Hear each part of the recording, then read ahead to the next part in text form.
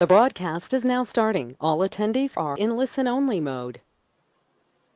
Good afternoon, everyone. Welcome to the March 2019 Fisdap Tips and Tricks webinar. Before we get started, I'd like to remind everyone that due to the volume of attendees, all lines have been muted. If you have any questions throughout the webinar, please send them through the chat and we will save a couple of minutes at the end to address them. Today's tips and tricks topic is Assess for Success with Fisdap Testing. Our host is David Page, director of the UCLA Pre-Hospital Care Research Forum and one of the founders of Fisdap. Before we get started with our webinar today, our product manager, Shivani Munjal, would like to provide a quick Fisdap roadmap update. So Shivani, with that, I'll pass it off to you. Thanks, Haley. Hi, good afternoon, everyone. So as you know, since the beginning of 2019, we've decided to take just a few minutes at the beginning of every monthly tips and tricks webinar and give you a roadmap update. So I will do just that. So recently, just a couple of weeks ago, we had an internal ideation session to kick things off for the next generation of Fisdap skills tracker and scheduler. We brought in a lot of our powerhouse Fisdap folks who've been with us for a long time to ideate. We've also sent out a survey. You must have received it in your inbox asking for your feedback in terms of what features you like with the current the way the current scheduler and skills tracker works, what things you don't like and would like enhancements, or if you have any other ideas. That will also become data points in our requirements gathering phase as we move forward.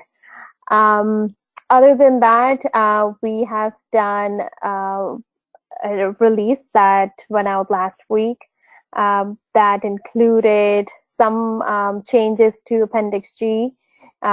Those were on Table 2 and Table 1 of Appendix G, the IV bolus.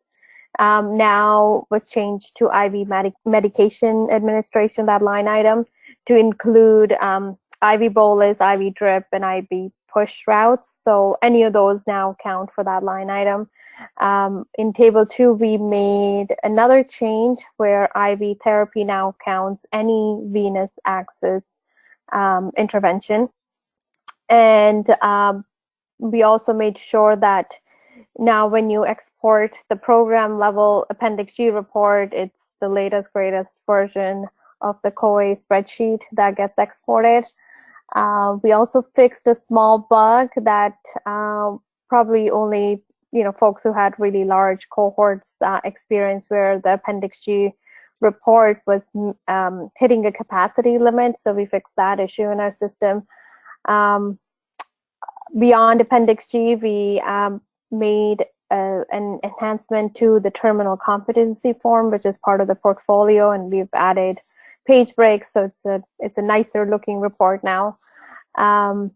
Users can now also add comments. So within the shifts, when you have a patient, you can actually add comments at the patient level. This was a request that came in through our advisory board, where a lot of users have asked for the ability to enter patient level comments rather than at the shift level. And they work similar in terms of functionality. You can share them with other students and preceptors or instructors. We also fixed a counting discrepancy that existed with the graduation requirements report as compared to the ALS runs report. Now it was for one particular skill for the cardiac rhythm without performing a procedure, and those counts now match. In terms of what's on the docket for the next release, which is planned for either next week or the following week, you will see an enhancement to the graduation requirements report, where we're matching a couple of the counts, or we're adding impressions to it. And I'll send out more information about these in the release notes. We're also adding the capstone date to the student's profile, which is something that's needed for Appendix G. So this capstone date field will now be available in the student profile. You can fill it out and then also use it for other reports when you're doing your filters. There is also an Appendix G bug fix that's coming in for Table 2 and 4, whereby the lab practice items that are those drop-down lists where you can pick the lab practice item in the settings, in the Appendix G settings. The ones with the airway management icon were actually not saving, so we're fixing that. So that is all that's part of the next release that will be coming out in the next week or so. All right, with that, I will pass it over to Dave for our tips and tricks. Thank you, Shivani. Welcome, everybody. I see a lot of familiar faces logged in, and or familiar names, I guess, logged in to be precise. But it is a pleasure to be with you once again. And of course, we're going to have a good time and discuss all of the ins and outs. Well, not all of them, but I guess the extra special, super duper califragilistic expialidocious tips and tricks. Please use the chat room to ask questions. This is an informal environment, and we want the community, the Fisdap community, to be not only enhancing but also contributing to these webinars. So we really love it when you guys make comments and ask questions and clarify. So you're seeing the link to where this is archived, and you're free to go back and listen again or share it with your assistant instructors or people who use the system. So take advantage of it, and I'll flash it up at the end of the presentation as well. Of course, Fisdap is all about what happened when we all started keeping track of data. So you know, just to clarify again, I'm not a Fisdap employee, but I helped start the system. I still consult for Fisdap, and I chair the advisory committee. So if there's issues and concerns, I'm happy to be one of the conduits, I guess, for communication. But I also feel very strongly that the testing part is a huge example of how Fisdap actually works, because it's really the community that's creating the questions, reviewing the questions, and using the testing system the way we want to use it. And for me, it's just not quote unquote a product, it's a live ecosystem of measurement, and hopefully valid, reliable measurement that we use to measure and continuing competency. So we set out, this was kind of a, when Gordy Cox was a program director in Idaho and Jim Manson was at Denver Health, we set out to try and do a joint online summative paramedic exam. We were told actually that it was going to be impossible. So I'm sort of proud of the fact that we proved those folks wrong.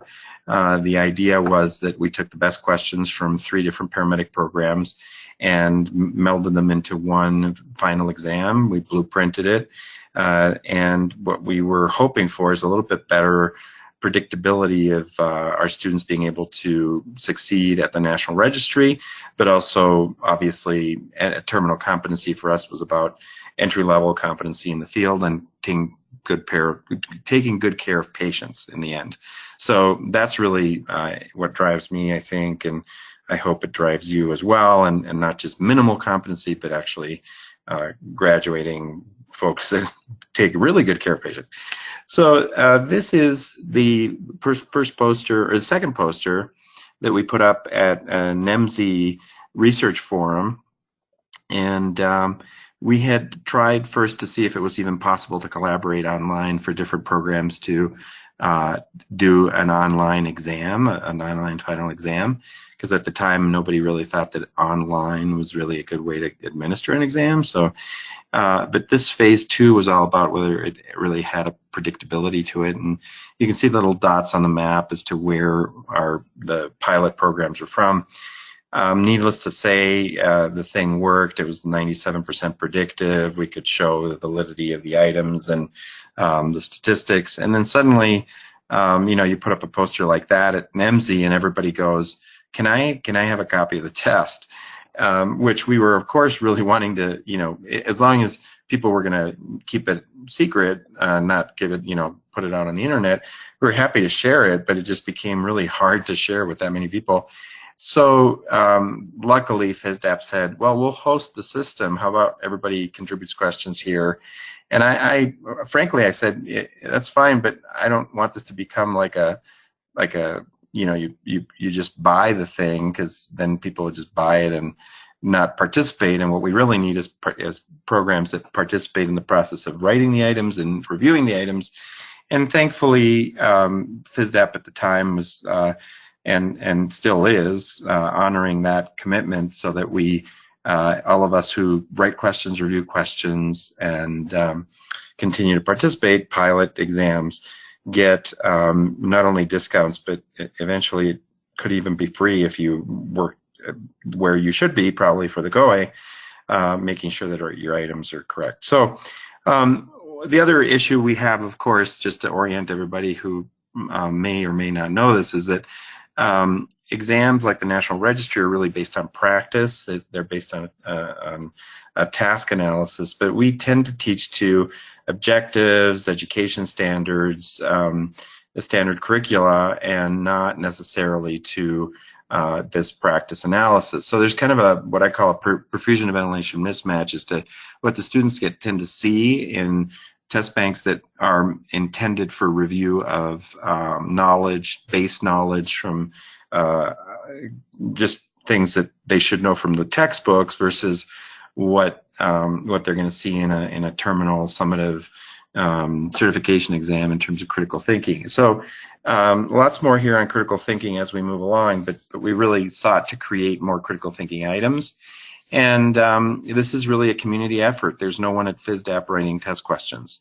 So if you think Fisdap is responsible for the test questions, just kind of point to your neighbor, because it's actually people who participate in the review process that are actually responsible, and that's all of us. And I'll show you how you can participate, and I hope you do participate in the creation of the content, the review of the content, and hopefully your medical director, as required by the COE, will review your final exam. And if you're using items that are from Fisdap or the balanced exams that are in Fisdap, then having medical directors all over the country, and many of them, take a look at our exam is what's happened. And actually we can probably have some sort of a very cool statistic about the number of medical directors who agree with the Fisdap exam, because it's very, very rare these days that any medical director is going to say, well, this item doesn't really fit my needs, or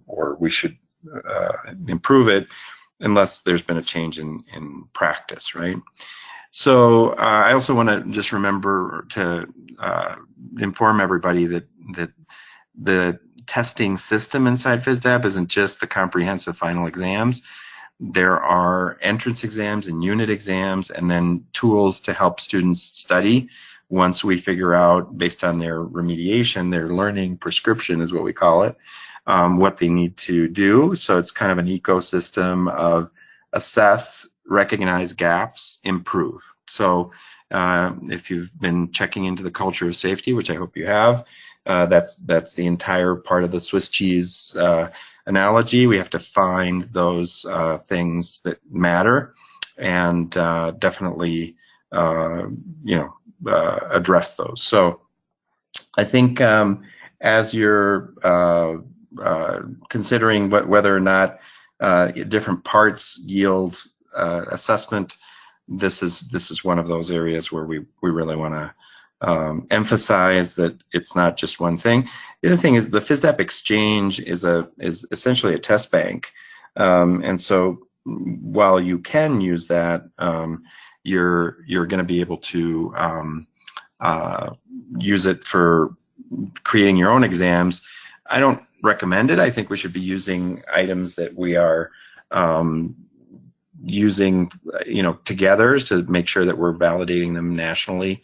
So I'll show you how that works. And for folks who are wondering if the slides are advancing, I'm just wanting to spend a little time on each one of them, so I apologize. I'm going slow. You haven't missed any slides. The instructors receive training and contribute questions, review questions, and that's part of our process to make sure that we're doing this together. And then schools pilot test exams.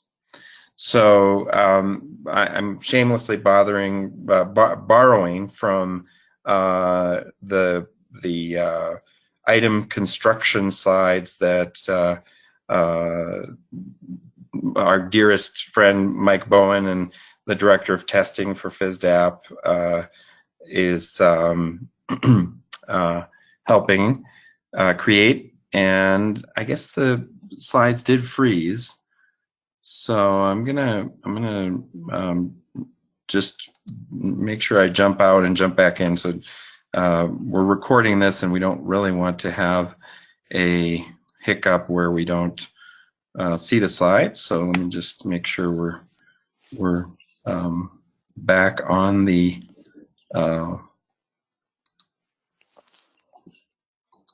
slides that showed this. So this is the poster, and I'm hoping that you now can see my Hi, screen. Dave. This is Shivani. I actually can't.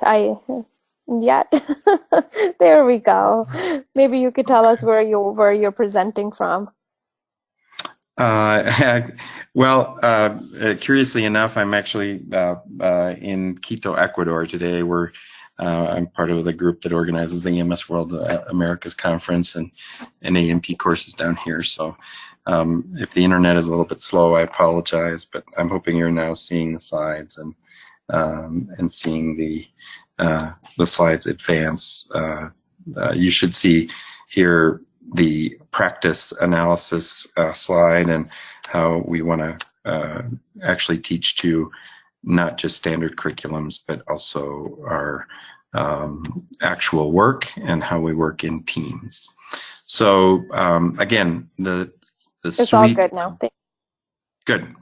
The suite of items that are at the disposal of our users and our community is pretty powerful, and again, it's sort of an ecosystem of assessment and evaluation, and we're going to go through a few of those elements.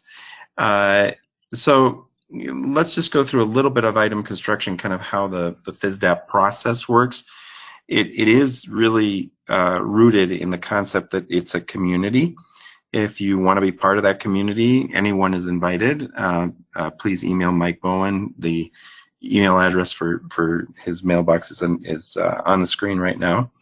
But we're going to step through this kind of process one by one, the item creation, review, and then how it gets placed into an actual comprehensive exam.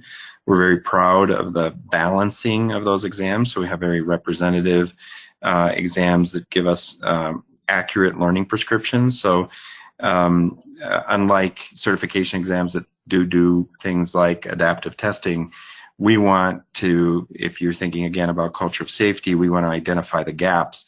So we need enough of a canvas, enough of a Swiss cheese block, if you will, to find the holes, and then when we find them, help review and have the students have a learning prescription to improve. We also pilot test our exams, and so all the people pilot testing the programs give us results, then we adjust and have to improve on that. And all of this leads us to hopefully an ecosystem of continuous review and improvement. Let's just go step through the process again. Educators write the items. We're going to go through how they're reviewed, but if you have items to contribute, simply go to the Learning Center, contribute your items. Every item that's contributed then goes through review. It's kind of fun to see how many of your items make it through review. Sometimes we think we're really good, but actually it's fun to see when an educator from another part of the country looks at it and goes, "You really do that?" Or we stopped doing that a while ago. Have you looked at the latest guidelines? And so I personally am guilty of, oh yeah, okay, maybe I have to change my tune. So in order to sign up for the review sessions, these are on your My Fisdap page. And normally we don't scroll down past our list of announcements or information that the students are late for data entry or that the new student is signed up. But if you scroll down on your My Fisdap, you will find that Fisdap testing review sessions are set up for you to sign up. And you just join by clicking the little box. It's really as simple as that. Once you're signed up, you just attend. We need at least 3 subject matter experts to have a group review. We tend to do these weekly, and there are members of our community who participate or facilitate these sessions. So it's kind of fun to point out that Tim Wrights, who's on the webinar now, and yes, I did take that from the internet, Tim. So if your picture's out in the world, so but we have others, Melissa McNeil, and she's been working on validating scenarios, and so a whole host of experts. Marilee Vosper is now Rosenquist, but anyway, she helps as well. So the item gets created, it gets reviewed by a group online, very fun. If you need a certificate for continuing education, I think that's one way of getting great instructor Con Ed is not only does it help us, but it helps the community, but it helps you because you can not only track this for accreditation purposes, so at the time that there's a site visit, you can show involvement in the review of items, but you can also get Con Ed in those states where you're required to have it. After we go through that, a medical director will review it. So that tends to be, so Dr. Satterley is the medical director for Fisdap. He's a board certified emergency physician, but again, we'd love it if your medical directors were involved so they review the items before your students take them. That's kind of a requirement, and we get lots of great feedback from medical directors, and then it goes to the students who generally hate the exams.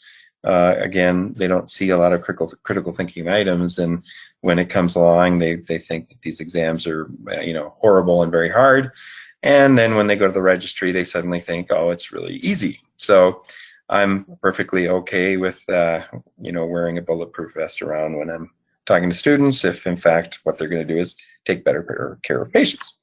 This is a picture of Mike Bowen, and if you want to do asynchronous review, so instead of getting on a webinar at the same time, in this case what will happen is an item will be assigned to you. Then that occurs via both email and on the web. You go in, you review it, and then it gets sent to the next reviewer, and that reviewer can kick it back or kick it back to the author if they feel like edits need to occur. So this is a back and forth until they agree, and then it goes to a third reviewer, and that reviewer needs to also agree. And when we have consensus that all 3 reviewers that are all Fisdap instructors, subject matter experts, all agree, then it goes to a physician, and then it goes to pilot testing. So we have it's kind of asynchronous. Some people like working that way. If you look at the My Fisdap page, you see not just the review sign up, but also any items that have been assigned to you, and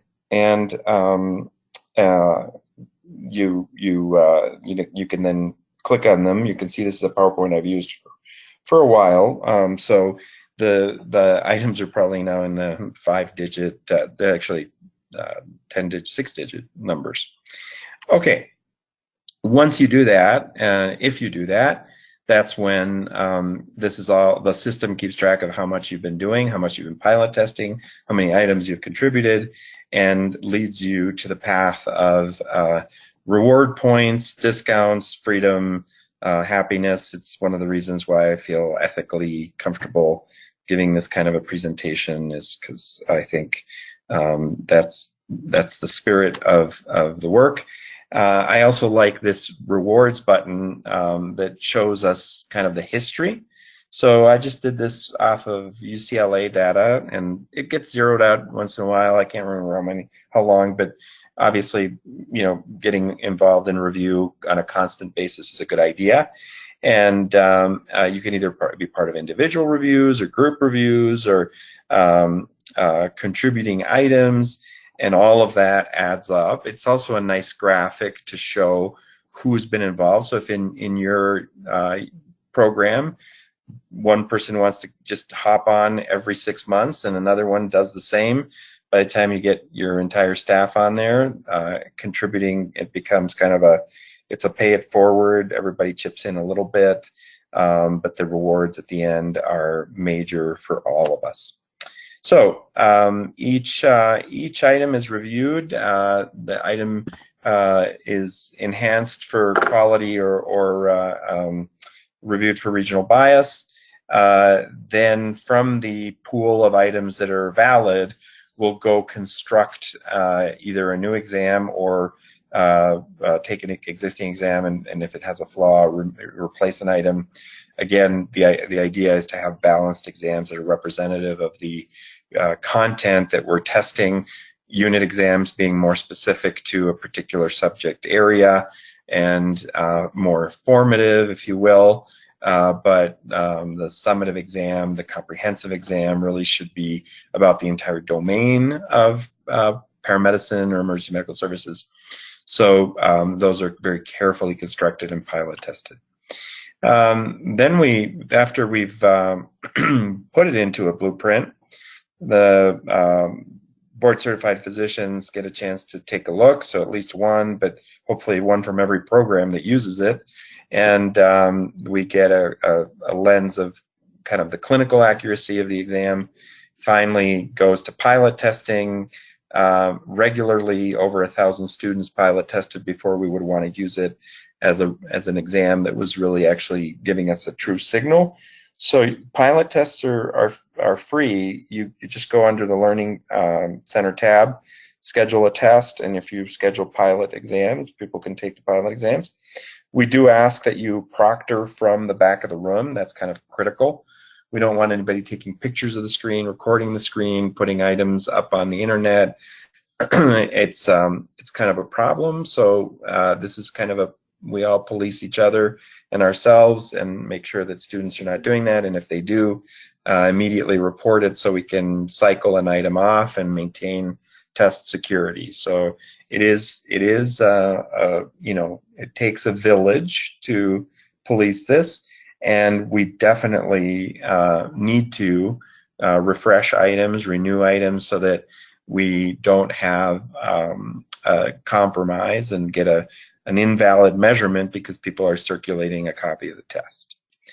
Lastly, the fun part of getting all these programs to report results and give us statistics is we can compare each other, do benchmarking, but also really take a look at whether the item is functioning somewhere else. So maybe I'm part of UCLA, so maybe UCLA ends up having a poor performance in some area because one of our instructors is teaching maybe old standards.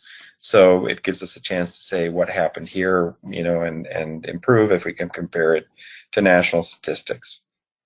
It's also critical that we show the item analysis for our accreditation site visit. So that's kind of a key component of that. I'll go next to kind of the cognitive level of the exam. And I'm not going to spend a lot of time on this. You know Bloom's taxonomy. You know that traditionally we think of knowledge as starting at the base and then kind of a pyramid of higher cognitive ability, leading us to comprehension, application, analysis, synthesis. And we try to get our problem-solving items and application items, as many of them as we can. Shameless plug here for our pre-hospital care research forum. Did a journal club on on the relevance of Bloom's taxonomy in our current practice, and whether fact knowledge or critical thinking items are actually better. So this just got done, and if you, again, shameless plug, I know, for research. This was a really nice paper by Dr. Agarwal, and this the podcast is at prehospitalcare.org. So please tune into that. That's super interesting. In that podcast, we talked about kind of the cyclical nature of learning, so capturing knowledge and less as a pyramid, but kind of more of a concept of you are constantly learning, applying, evaluating, finding the gap, and then going back and getting new knowledge. So this is a cyclical kind of event for learning, and that's how we think of it for the exams at Fisdap. The idea here is to have critical items and again, critical thinking stems that are similar to and hopefully similar to the registry, but beyond that, help us identify if the student's ready to take care of patients in the field. So you'll see stems with a scenario usually, and then the scenario says you should, and then it's an application level. What we really mean is what to do next best, first, most importantly. And by the way, I actually have the students write these rules up on the board, because it's not a given that they understand that all 4 distractors could be actually plausible to the point of they think that they're 4 correct answers. And they're right, all are plausible, so all technically could be correct, but we're looking for the best, the most important, the thing that you should do first. We also have sort of differential diagnosis questions in there, and I think in our world, people stop using the word differential diagnosis, but I think it's critical that we start again.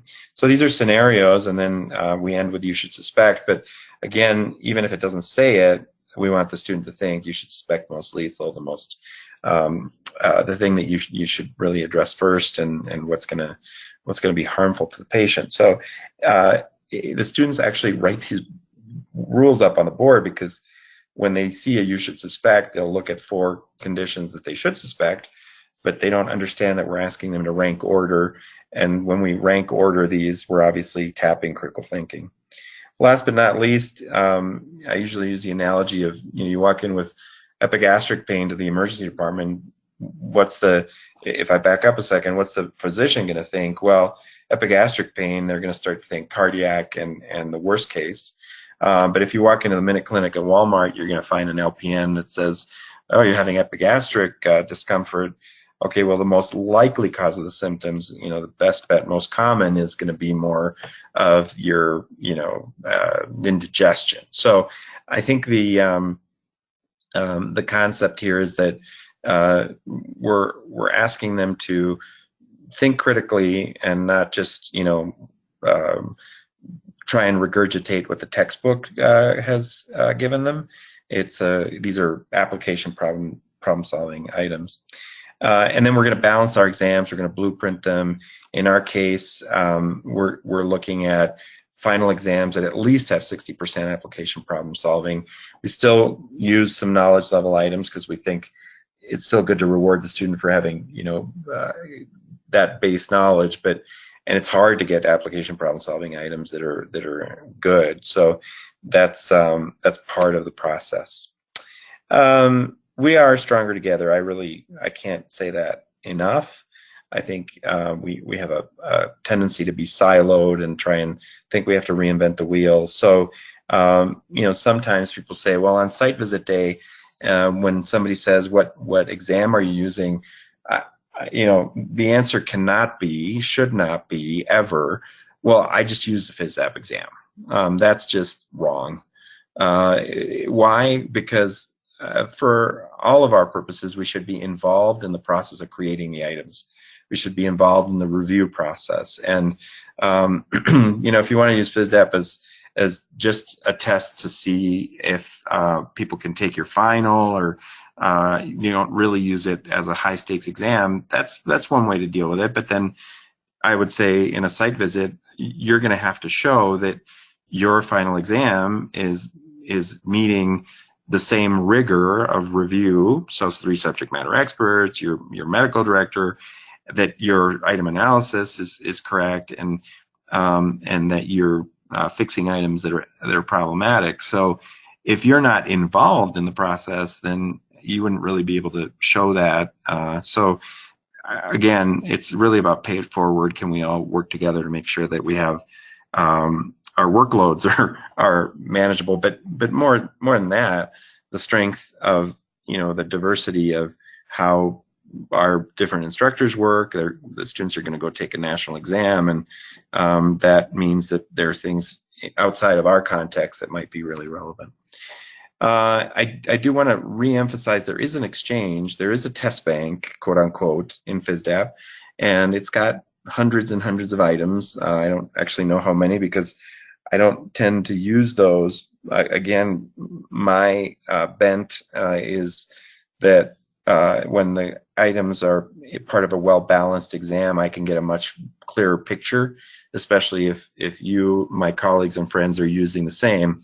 So I know there's a lot of people who want that individualized exam, and then I will ask, if you end up doing that, to think about the strength of your item analysis when it's just 10 to 20 to 40 students of your own program versus being able to work together. But it does exist. So so if you want to use those items, go forward. But just know that you're going to have to blueprint and manage that as well. In the end, we've kept a very positive predictive value at the cut score that the educators have set, and so we'll talk about that a little bit. But important to note that if you're sending students to take a national exam and they've failed a Fisdap exam, that's proceed at your own risk against academic advice, because it may be that they need to remediate, and so that learning to use that learning prescription is critical. This graph gives you an idea for the PRE4, the Paramedic Readiness Exam 4 exam. So this is in the technical manual for each exam. You have access to it in the technical manual, and you can see where the performance is, and actually you could predict 100% pass rates if you wanted to use something that's above the cut score. 73% is the cut score that was set by the authors of the exam items, so you'll help set that when you do review. And obviously, as you can see, that sweet spot is right there. Whoops, we backed up, and I didn't really want to do that. So you can see here we're going to approach 100% positive predictive value at the cut score set by the educators, but many students are not going to reach that, and so you can see what happens when educators say, forget the pass point, we don't really care that it's 73, we'll just at 70 send you to the registry. And so then we have a bit of a dip in performance, and your predictive ability is much less because they're not meeting the cut score that's the desired cut score. I would not use these exams as normative exams. So you can't give a grade of A, B, C, D, or E. This is really a process by which we have a binary yes or no, you've achieved competence. And so people mix and match the normative versus criterion-based methodologies, and they try and give a letter grade. No different than your practical exam. I highly recommend that your final exam is simply a pass-fail. You must pass in order to be able to pass the class, and you put that in your syllabus, and you simply assign a set of points once they pass at the cut score that's recommended. Okay, so these are in the technical manual. I'm not going to go over it much here, but I am going to show you where to find the technical manual if you don't know where to find those. So let's just walk through how to schedule a test. It's pretty simple. You're going to go to the Learning Center. At the Learning Center, you're going to hit Test Schedule, and then you're going to hit the plus sign and add a test. Now, the technical manual happens to be under the details of the test that you scheduled. So if you want to get access to that, just simply schedule the test, and then I always recommend that you review the technical manual before you give an exam. That would be like reading the instructions before you actually use something. Those of us who are male and challenged and appear not to want to read instructions or just give a test may find ourselves afterwards thinking, oh, I wish I would have known that. So it's probably a good idea to read the instructions before you use what you're about to use. Proceed with caution, but now that I've bashed my own gender, I will say that difficulty, precision, blueprinting, all of the development and even how the pilot tests went and how many items were post review piloted, either revised, rejected. You can see 22 out of 200 here in PRE4 had a revision. Please ask questions. Don't let me run through this if there's something you have that you're interested in. So then you can retrieve scores pretty easily. I like to do it actually on the test schedule. So this is a tips and tricks thing, but I don't use the retrieve scores button. You can. There's nothing wrong with that, but I tend to just like to see how many people we scheduled for it, and then hit the scores button, and then you'll get a dump of what how people did. Why is that cool? Is because you're going to be able to click on a little icon and get very specific instructions for each student or as a class, but each student will be able to get a very specific list of what it is that they need to improve. Back to Swiss cheese, back to wanting to identify the gaps, and if we can find gaps, then address them, fill them. Even somebody who scores an 80% on their final exam, that's still 20% of the knowledge. Some of it might even be critical that a person does not understand. So we don't want to graduate people who simply forgot about diabetes. And what are they going to do when they see a diabetic patient on the street? So culture of safety would teach us that every student, regardless of whether they pass or fail, should use this learning prescription. Whether you copy and paste this into a Word document and then have them email it to you, or you actually print it and have them fill it out and then mark, if it's knowledge, it's great for them to mark down the page number they reread, or where they got their information. Maybe if it's out of a web page or out of the ebook, they can copy and paste the URL. But if it's a critical thinking, problem-solving event, rereading information may not be enough. And so there, I would hope that they would attach a scenario that they use, so that you use the scenario for improvement of critical thinking.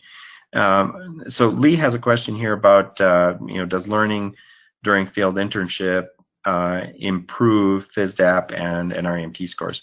And actually, that's super awesome, because based on research that we've done with programs using Fisdap, we've learned that the more there's a one-to-one correlation, the more patients you see, the more leads you do, the better your score on the registry, or the better the chances of passing the registry, I should say, are. So anything to do with field, the more contact, the better. Now, in the learning prescription here, you'll get a sense of whether the student's been studying or not, which ends up being pretty critical, because you want to send them back to the textbook and say they have a base knowledge problem about administering a bronchodilator. You're going to say, go back to the textbook. But if this was a problem solving kind of problem, an application problem, then you'd want them to, again, run a scenario, attach the scenario to this sheet, and then turn it in before they retake the exam. It's kind of their ticket to retake the exam. And I would say even the people who pass, you want to have them do a learning prescription and maybe even retake the test. Again, thinking that evaluation and measurement is intended to find gaps, and then we, the educators, want to fill those gaps to protect patients and have students who graduate knowing the material. If you are struggling to find where to remediate or how to remediate, we had to create sort of a spot for podcasts that really address some of the areas that students struggled with. So this is inside Fisdap, as the paramedic study tools. There's an EMT study tools, and that's still alive, well, and kicking. And anybody who would like to have access to that, the students can either buy access or it may even come with their account, depending on what kind of account they bought. So some of them don't even know it exists.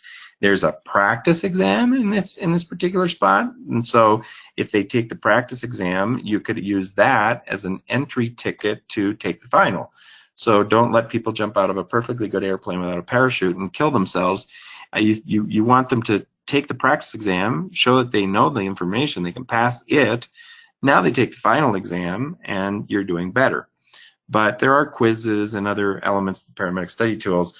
The predictive the exam is an old exam that we retired because it'd been out there for a while. So that gives students a very accurate picture of whether they're ready to take the registry, but also ready to take the Fisdap PRE3 or PRE4, whatever you're using. I do want to show you the button at the bottom of your results page. You get results, per row per student, and then the columns are the different topics.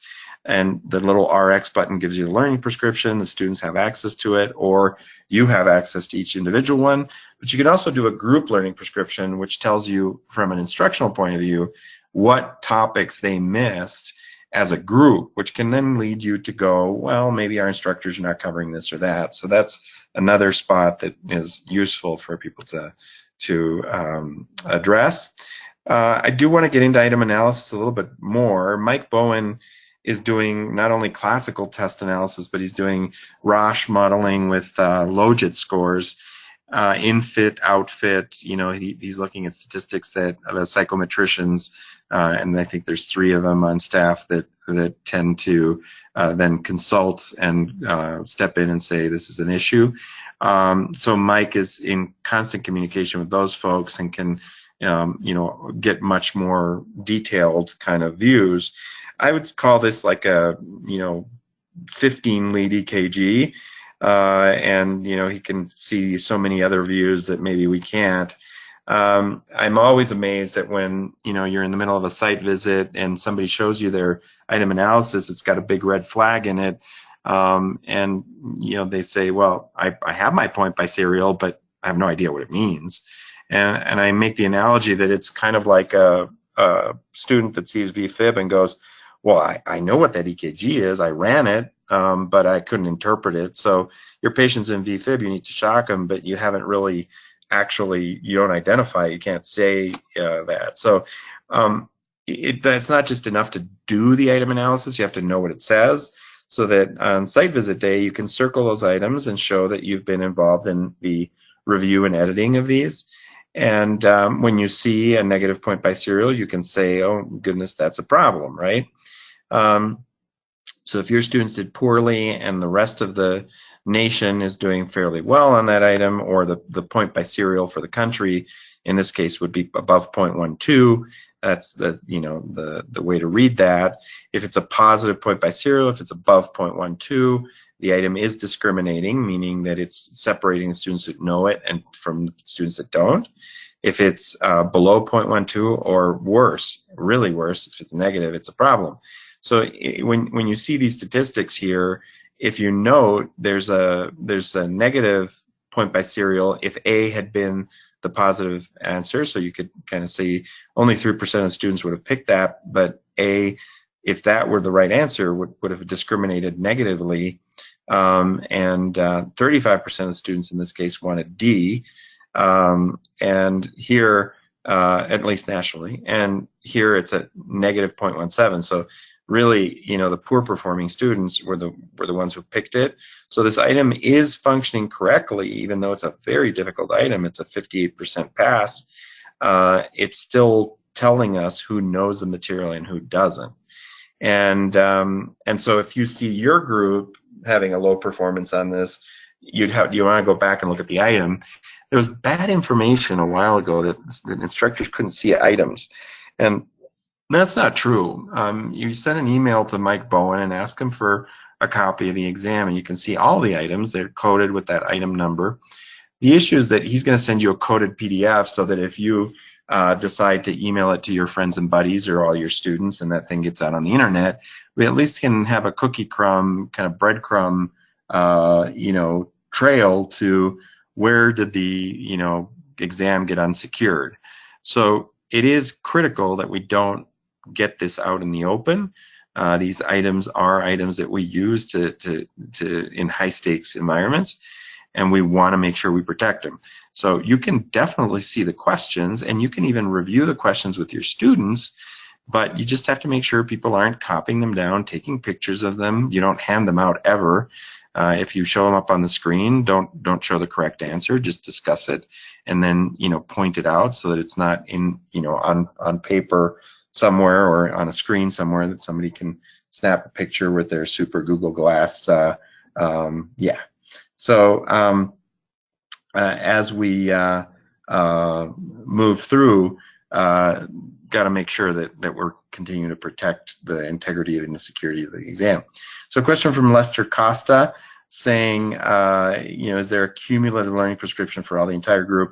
I hope I answered that at the bottom. And Lester, if not, after the webinar, feel free to call on me, or Tashi and Ben are also online, and they can help with technical questions, as well as a new member of the Fisdap technical support family, Flavia, who's amazing. She uses Fisdap, or used Fisdap as an educator as well. So lots of support there.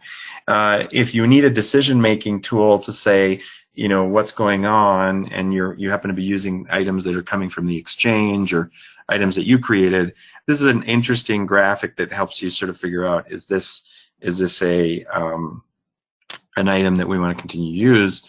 If the item is super easy and it still has a really good point by serial, then we're good. But as the point by serial goes down and the difficulty goes up, or in this case, more students tend to fail it.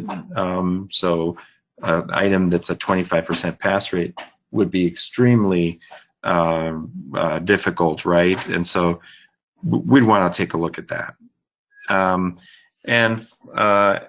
think this is a nice way to say some of this requires review, some of it requires edit, but this is sort of like a map to the 12-lead EKG that you want to have when the site visit team comes in, is to show them, we identified a problem, we reviewed it, we fixed it. Here's the item rating sessions we were part of online with other colleagues from around the country.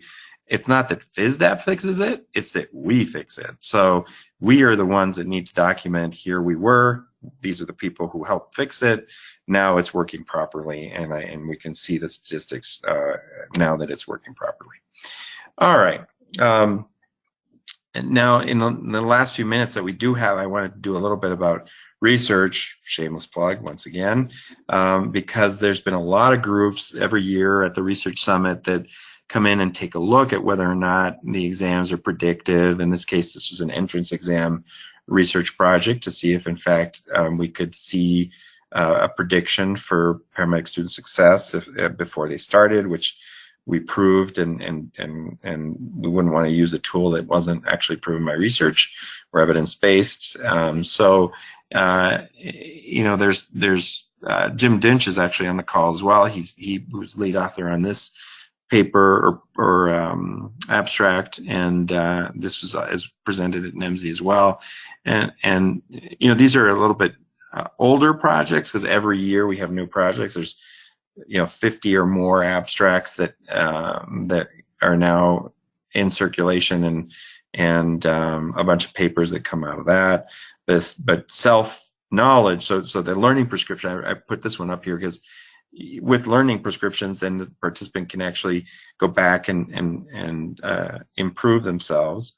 I like this one. Obviously, my name's on it, so apologize. But it's does your higher critical thinking ability lead to more field contacts or more leadership?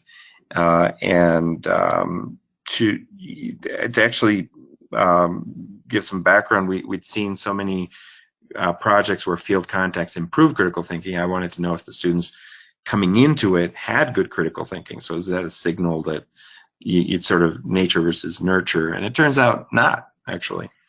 People with great critical thinking ability did not lead more quickly or frequently.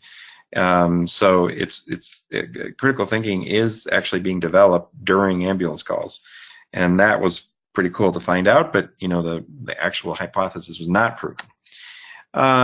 There's some nice statistics that Mike Bones put together around national averages of Fisdap exams, and there's kind of an interactive map to show you how successful students are with Fisdap exams.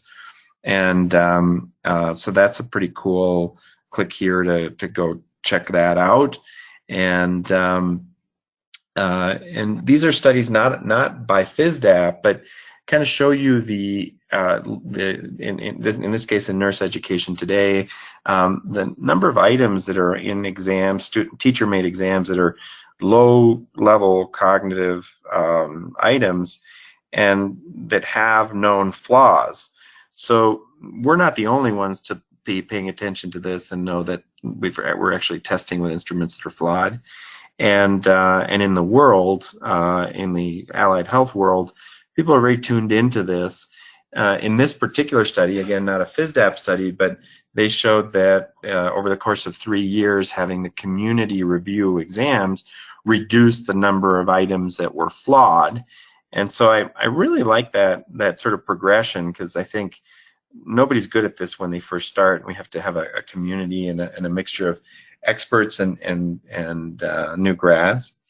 There's a question from Pat Tritt. Will there be a new release of the unit exams, or is the process to substitute items periodically? So that's true. Great question. Thank you, Pat. There are always items being replaced if they become flawed or the item analysis fails it. So that process is ongoing. So it's never guaranteed that it's the exact same distractors, but the topic and the difficulty of the item and the cut score has to stay the same. So you know, the unit exam can be valid and reliable cohort to cohort, but you're correct. There is it's a kind of a nice prompt, but there is a new set of unit exams, and if Mike Bone were on the phone, he could tell us exactly when the release is going to be. But that's been one of those for quite a while. Our community has wanted to have a new set, so we could maybe even use the old set to do practice unit exams, because we have practice final exams, but practice unit exams have not been, you know, we go as fast as we can with the community writing items, and if we have community members like yourselves who are going to help us, then we'll go faster. But there is a release, so stay tuned, and I hope we can get that question answered exactly for you, and I'll tune into that. The last piece here as we wind down is another nice study here on how flawed items really hurt people. They hurt students, they hurt performance, and so when you have a flawed measurement, you're really the consequences could be actually pretty severe. So, you know, people don't assume that we spend all this time in teaching modules, courses to teach instructors how to give lectures, but it's actually probably just as critical to teach instructors how to assess terminal competency and how to do it properly with measurements that work. Otherwise, we're really unable to recognize a student who still is potentially dangerous to the patient. So when we give them bad test questions, then it hurts them, and they go and take other exams, and it just decreases performance overall. I want to re-flash up there the tips and tricks link. Thank you for great questions and comments, and keep them coming. I have the instructor hotline on here as well, so that If you're stuck for some reason, this jumps tier 1 and goes straight to the Fisdap experts that can troubleshoot problems a little bit more deeply, that are familiar with it. If it's really a simple question, then just use our regular tech support. But the idea is to make sure there's as few barriers for you, for us, the instructors, to be able to access the talent that Flavia, Ben, Tashi have to help us problem solve and troubleshoot, and then Shivani goes and fixes the stuff that's broken, and as she did at the beginning of the hour, it's just a long list of constantly improving and evolving software that needs to occur for us to continue to improve and grow as a community and have good outcomes for both students and patients. So again, what an honor to be with you. Thank you, Fisdap, for having me. I hope members of this community know and think they can do a better job, and because I'd like to hear some tips and tricks from you. So let's please not only make suggestions, but come on in as a guest or host one, and we want to again work together to improve our abilities. So thanks, Tim Wrights, for all your help in creating items, and people like Pat Tritt and Lance Villers to do such a great job at accreditation and help us do the right thing for our students. So have a great week, and I hope this was helpful. Thank you.